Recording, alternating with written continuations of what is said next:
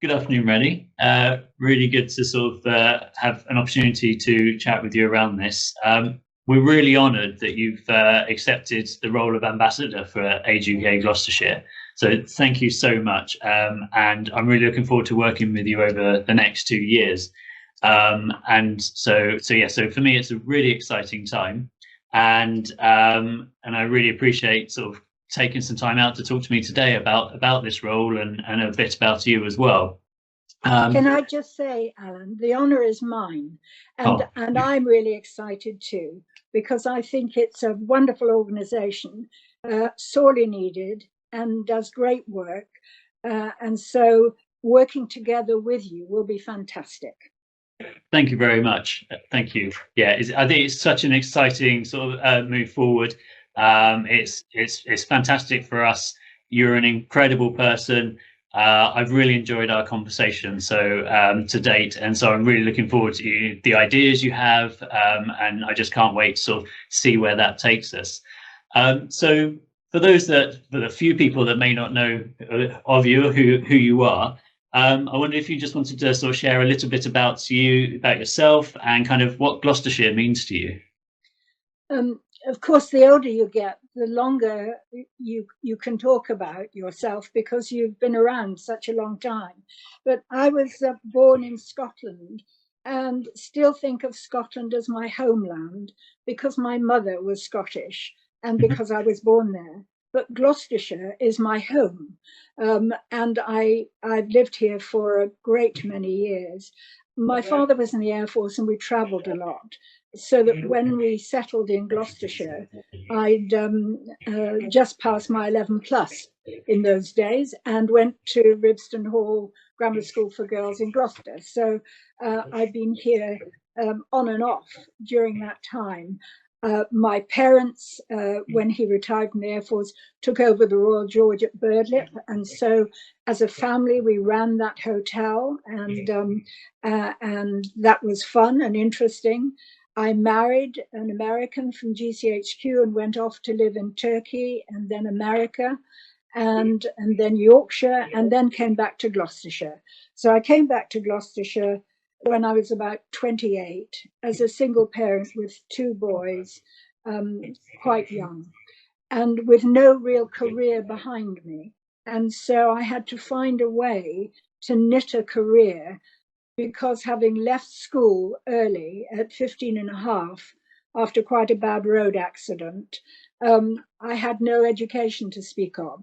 So I've had to kind of knit my own career. And I've worked my way through interesting times as a support to my family, of course. I had to get jobs that would pay money. I lived in housing association housing as a start to get going, and did a whole range of jobs, but discovered early on that I was a thirsty learner and therefore wanted to always find out more about things. So I've had many different jobs, and ending up in the House of Lords in some extraordinary different jobs, but partly not because I had an expectation that I would have those jobs, but partly I was willing to have a go, and I was willing to fail and learn and get up and move on. And an impetus, of course, is earning a living to support your family. So I've been around Gloucestershire now for a great many years, and have worked in the public sector, in the private sector, in the third sector. I've run my own business. I've worked as a manager, I've worked as a director, and I've mainly had a career chairing boards in board development. So my interest has been varied, all the time bringing up a family. So that's my journey in a nutshell. What does Gloucestershire mean to me? Well, it means home. As soon as I'm on the train from London and we begin to get into the hills and the valleys that take us to Stroud and on down to Gloucester, and then on into the Forest of Dean and all around, it's green and pleasant and lovely. but it has some tough places too. So life isn't easy for people in Gloucestershire. But Gloucestershire means family. I have two brothers who live here, my youngest son and his family, and four grandchildren all live in Gloucestershire. So I have a Gloucestershire means family, community, and home. Amazing, thank you. That's a really varied sort of life experience. Or you've had sort of that lived experience of sort of the ups and the downs, and sort of the different sort of geographical locations. So you really have experienced life in a number of different ways. So that's quite incredible, and it's great that you see Gloucestershire as sort of as home and family. I think that's. I mean, I personally I see my team as family and sort of the work that we do. So I think that's it's really powerful, is that family means a lot to all of us. So no, thank you. Um, so for us as Age UK Gloucestershire, our mission really is for Gloucestershire to be a county where people can age well. So what does aging well mean to you? It means having a purpose and mattering. You have to matter, of course, to yourself, but you have to matter to others as well, to not be invisible, to be contributing, to be learning. People talk about doors shutting. You know, I used to do this and I once was that. I came across an interesting piece of paragraph written by a woman called Natasha Yosefovitz, who was a professor and poet. And what she said was, after one door closes and before a new one's opened, it can be awfully dark in the hallway. But if you stay there just long enough, you'll see a crack of light under the door, push it open, and enter into your new life. You don't have to live in a dark hallway. So aging well for me is making sure that people don't feel they have to live in a dark hallway or that life is over somehow. It's being as fit and well as I can be, but all of us have things we have to deal with as we get older. I have quite strong arthritis, and that limits my mobility and other things. But I still have a purpose, and I'm still pushing open doors, seeing light underneath them and thinking, I wonder what's there. I think I'll go in and have a look. And so aging well means having the curiosity and the energy and mattering. That's amazing. And sort of with your experience of other older people in the county and things, do you think that's something that a lot of people have, or is that something that's missing? One of the challenging things about older people is that very phrase, older people. We're not a homogenous group. We're all different. We've all had interesting journeys. We've all done amazing and extraordinary things. And often nobody wants to hear about them other than other older people who are interested because they remember that time too. So I think there are people who feel that once they've finished work, if they've been in paid employment, then that's who I used to be. And now I'm just filling my time. But I think there's a lot to be done in and for Gloucestershire. And a lot of us have some of the energy and time and skills and interest to want to do it. And so I think more needs to be done, not to give people a purpose, because that's a patronizing thing to do, but to enable people to be purposeful and find their own purpose, their own reason to get up out of bed every day and get on and do things in the day, other than because at least I made it through the night, so I've got another day to fill, to have interesting things to fill them. And I think we need to understand some people live in the city, some people live with very little money, some people live in the country, some people have families, some people don't, some people like to engage with others, other people don't. So we have to find new ways to listen to people and make a difference. Someone once said, when people who are not used to talking are heard by people who are not used to listening, then real change can take place. Mhm. Well, my generation and those before it and after it, we haven't spoken up about ourselves. We haven't talked about I want, because I want doesn't get, was what we were told when we said that. I want this.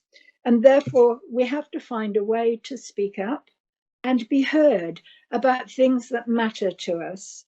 And then enabling people to engage with us rather than do things to us or for us would be really helpful. Absolutely.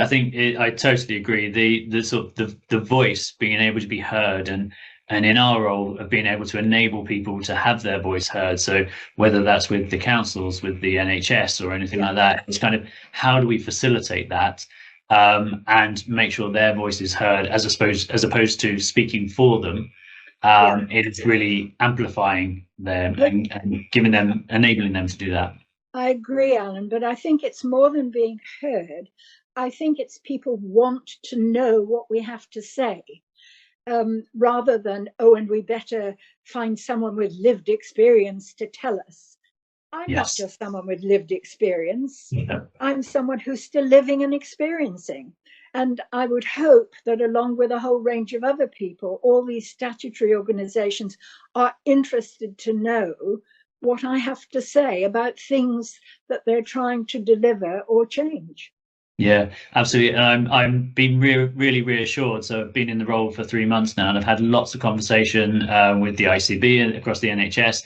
Yeah. And I've been really reassured with how excited they are about the idea of being able to hear, listen, and act upon the views of older people across our county. So I'm feeling positive about that. And obviously, actions we'll see, but for me, I think it's a really powerful sort of way that we can bring the voices to then have an impact, especially as we're getting older and older as a county. Yeah, I agree. And I think the ICB is a really good example of an organization who is turning outwards rather than inwards, and is genuinely not just saying the words, but developing processes and ways of doing things to make it happen. So I'm very positive about the work of the ICBs and many of the other organizations around the place too. Fantastic. So I think that's really interesting where we're talking about the story, and one of our key priorities is around changing the narrative around older people. So it really is about people having positive views, rejecting ageism. So sort of to help with that, from your experience, what do you see the strengths are of older people that they bring to our county, they bring to our daily lives, and how can we embrace these to kind of change that narrative? Two things, one more frivolous than the other. So I'll start with the more serious one. I think society is always changing, and it's changed dramatically in our lifetimes, whatever age we are. And therefore, society has become often fragmented and distant, and people are in silos and instant. People want instant information. Just give me the top line, just give me the headline. So we Google something, or we just want it immediately. Drop me an email. Whereas what now society is finding is we have more mental health problems because we are fragmented, because COVID brought us things we really didn't want, and the effect will be felt for many years to come, often by much younger people, but by everyone. And therefore, what we have to offer is, we know how to be in one job for a long time, some of us, whereas people not just shift jobs, but shift complete careers all the time. So we know about being steady and steadfast. We know how to build things, relationships, communities, families. We know how to listen. We know how to sustain things. We know how to solve problems, because we didn't just instantly drop something and move on to the next thing. We had to work through it. So we have some of these, what people are calling coping mechanisms or skills. We have some of these we have a lifetime of developing them and using them. And now society is realizing they want more of them. Well, guess what? We're happy to help. We're not just yesterday's people. And we can do some of the instant things as well with technology if we choose to. Mhm. But for us, families, relationships, and so on really matter. And we know how to do that. And the more frivolous one is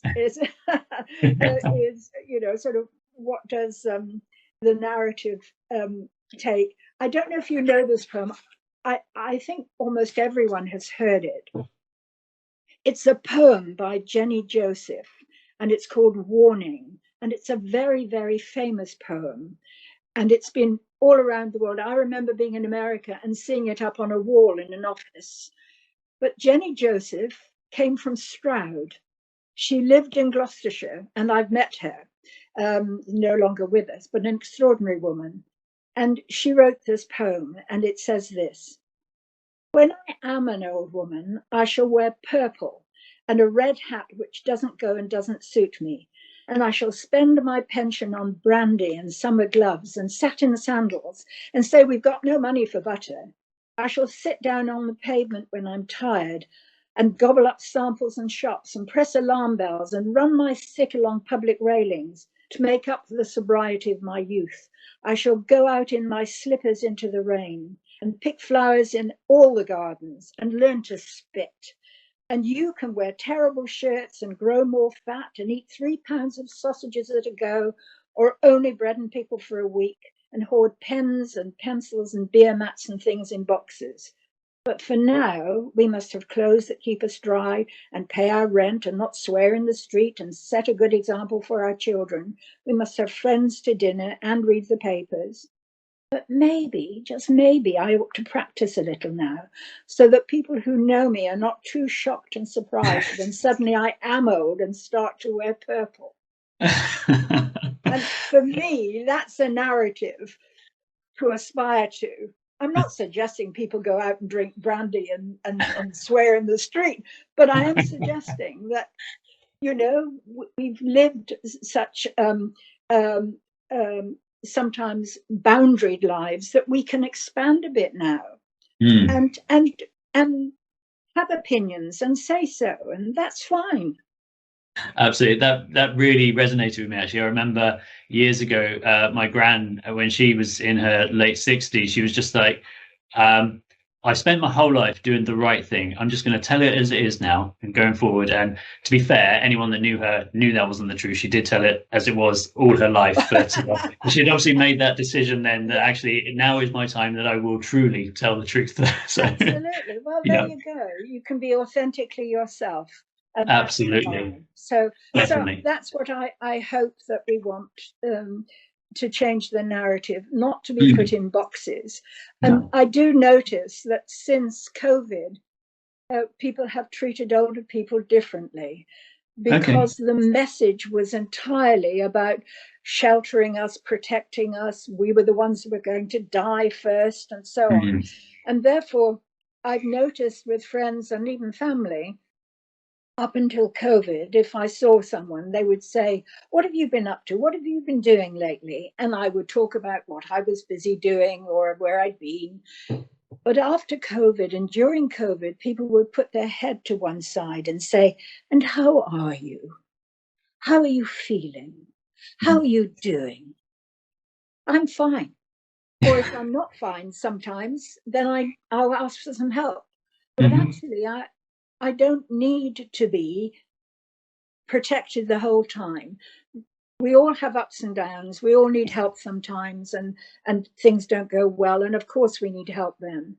But we don't need to be put in the category of sheep in a field with a sheepdog going around clustering us together, making us all go in one direction or another. We're different. Absolutely. I think that's really important because obviously during COVID, everyone was having challenges. People were learning how to work differently, be at home, spending more time with family. It's a whole change of your life, really. Yes. And then obviously for older people or people with sort of disabilities or health conditions, there was that added sort of texture to it in terms of where, yes, we had to kind of be more careful or considered, but actually everyone found their own way to work through that and how their new life would look like, same as all of us. And so I guess for us all, we need to think about how do we move on and make sure we are seeing a person as who they are, as opposed to kind of what they represent in terms of what we heard about their risks from the COVID perspective. So I think, and you're absolutely right, and who we are, as opposed to who we once were and what we've become. It's who we are now, yes, and helping people have a more interesting and fulfilled and enjoyable time right now is a good thing. absolutely. No, very, very powerful message, I think. So since you've agreed to be our ambassador, we've had a couple of conversations. You've got to know us a bit. We've shared some of our documents, like our strategy and things like that. You've had conversations with me and Pat, our chair, and you've also met with a few members of the team. So we're sort of starting to get you to sort of experience a bit more internally of what we're about. And from that experience so far, how would you best describe Age UK Gloucestershire to someone who doesn't really know us or hasn't really heard of us? I think I'd describe you as thoughtful and connecting and signposting, supporting. You're not an organization that has 5 services and we deliver this here, there, and everywhere. So I would see you as advocates who will speak up, who should be at the table when people are discussing what's happening in Gloucestershire. If we're going to have new homes, as we now know we're going to have many more new homes, then Age UK should be at the table with the housing associations and local government, talking about housing and what houses could be like and how mixed economy houses, rather than just putting us all in segregated groups, might be worthwhile looking at, and so on. I've been impressed when I've talked to the people I've been talking to. They've talked to me about what they do and how the impact you have. And what people say is everyone in the organization is passionate. And I found that. I found people get carried away and then say, oh, sorry, I got a bit carried away because I'm really excited about it. And I think that's absolutely brilliant. You're an organization who looks at who needs help and how can we help them get it and feel safe. And so any organization that enables people to get help and feel safe, as opposed to just deliver the help that they've decided to deliver, is for me an excellent organization. And those are the things that I would say. Thank you. Can you see any challenges in our approach? I think we've got to work together. So the third sector, charities and others, the voluntary sector, must work together. It's not about we all want to get money and do the things in our particular slice of the pie. We have to have bigger pies. And therefore, it's not, I won't work with you because I might be competing for funds and so on. We have to have bigger aspirations for the county and the people that we serve, the different groupings of people that different organisations serve, from the ICB to local government and so on, and the third sector. And then we have to say, what can we do? What are we trying to do together to make a difference? What's your bit, what's my bit, and what's our bit? And so it is good to have joint proposals for funds to do things together, but we have to aspire beyond that to think about aims and objectives that are bigger than one organisation and that we all play a part in helping to achieve. So building relationships and partnerships and outreach seems to me to be one of the most important things to go forward. It's not enough to be excellent in your own right. You have to be excellent with others to make a difference. Yeah, absolutely, totally agree. I think that relationship is key. You know, we can't do everything. One of the reasons we don't do services is because we may be able to provide services, but it would be to a very small number of people. It would have an amazing impact, but to a very small number of people. So that's the challenge we have, and that is what a lot of other Age UKs do. And we've made that decision to try and help the wider sort of group of people and have that wider impact and have more influence. And the relationships are key, and that's where the enthusiastic staff is amazing. They are incredible. Our volunteers are, you know, they really build up a good connection with the communities. And when we say volunteers, we also talk about you're a volunteer as an ambassador, and it's really important to us. And our trustees are really important as volunteers who spend a lot of time and really sort of help us sort of direct with the direction of our strategy and really making sure that we're doing the right things. And again, we've got a very supportive board. So I'm really pleased about that. And then how do we then work? On my list of things to do, I want to go to the Black Bear in Tewkesbury to experience what they're doing there, because it sounds amazing. And I was delighted to see that a new hub had been opened in the Forest of Dean. And that's about connecting and being there. So there are places to go to see what people do with enthusiasm and imagination, creativity, and very little money. Absolutely. So if we could have more of that. So yes, we're all volunteers, or those who aren't paid employees are volunteers. And we choose to do this because it matters. Absolutely. And we couldn't do it without the volunteers, because they do have those local connections. And yes, I'm very excited that you want to go to the Black Bear, because it is an incredible social group. And we've got a really passionate landlord that wants to support us. That's great. And yes, the Forest of Dean Hub, which is just opening, we're really excited about that. Is how can we learn from these different types of social groups and different types of outreach areas? How do we learn from that to sort of get further afield and expand the reach? So that is really exciting. I'm really pleased you want to go and see those. So I know from our conversations, this is a role that really excites you. So I just wondered, I mean, you talked a lot about it already, but I just wondered if there's anything else in terms of why this does excite you so much, and kind of why you chose us, or why you accepted the offer from us. I wanted to support an organization that hasn't had an easy ride. First of all, by choosing to be strategic rather than delivering limited services. That's not easy. And also with funds being challenging for everyone, in particular, that I wanted to work with you because it seems to me you try to make the most of what you've got and do the best you can, and that's a good thing. I think because I've been around the county a long time, and my own work in the health service goes back to the 1980s. So I've got lots of, I'm connected into or have lots of relationships with lots of people. And sometimes we can make connections in an organizations at a level so we can do things, make things happen. But if someone more senior decides we're not going to do that anymore, it stops.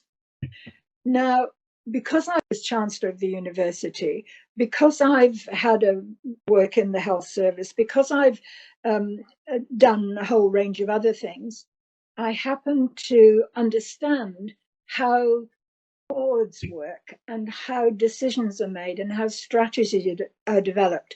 And I'd want to be making connections at that level so that those relationships are known about, understood, and fostered from the board level down.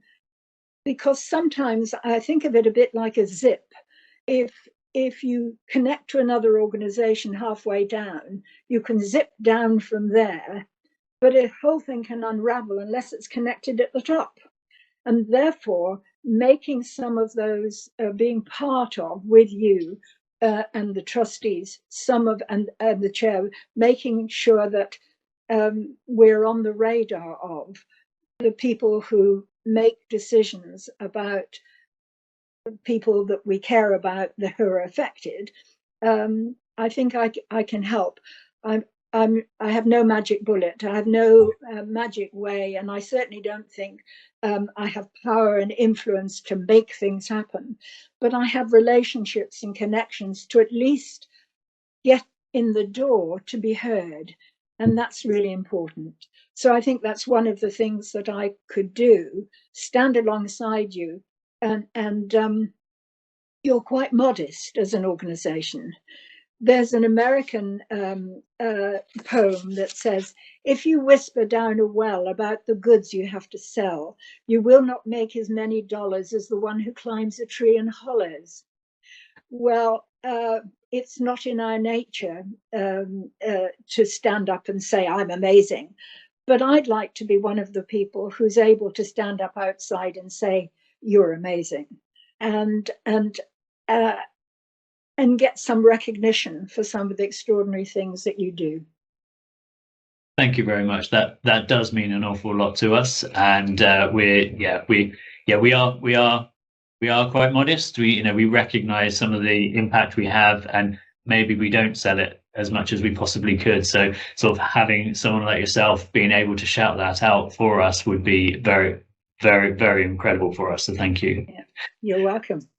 So, is there anything that we can do, so me, my board, my team, sort of to help you with that as we go through this relationship? I think having conversations about things, your problems you're solving or things you're going to be doing, having a conversation with me or including me in the conversation around the table, around the thinking, is helpful, because usually people are brought in at the end saying, now we're going to be doing this.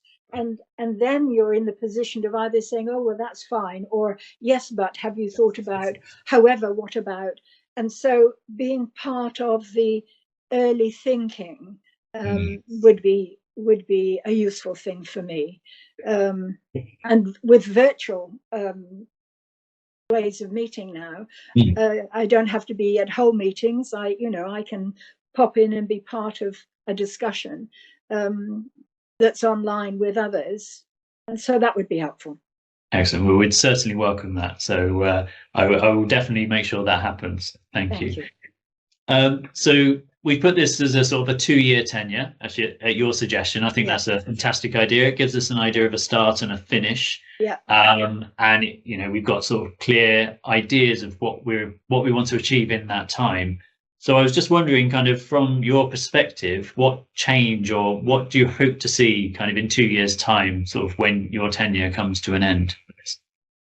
Well, clearly, I'm not going to do things by myself, and therefore, so nothing I've done will be, I can say I've done this is my legacy, but that I will have been part of making sure that Age UK Gloucestershire is at the table when things are being thought about and planned, so that our input can be taken into consideration in the solution rather than just receiving the solution. That some of the extraordinary things you do will be more widely known about, so that you can be found by people who need you. Because it's not just to get a pat on the back, you want to be recognized. It's so that people know this is the place they can go to get signposting, support, and guidance in order to make their lives easier, better, more fruitful, more enjoyable, whatever it is. So I'd hope that as you go forward, I would be playing a part in ramping these things up. As you ramp them up, I stand alongside you and help that to happen, so that if we were to take the temperature or a measurement, a benchmarking measurement on a range of things like recognition, involvement, influence, and so on, that we say, yes, over these last 2 years, it's ramped up and it's good and it's made a difference to older people in Gloucestershire. That's fantastic. That really excites me, and I totally agree. None of us have the ultimate power to do anything. We are all just contributing to this change and this movement that we're trying to create to really have that influence for the older people of Gloucestershire. So I'm really excited and really appreciate the time you've taken today to sort of share your thoughts of this role. And I'm just super excited to work with you over the next couple of years. So thank you very much, Rennie. Thank you, and me too. Me absolutely too. Thank you. Thank you.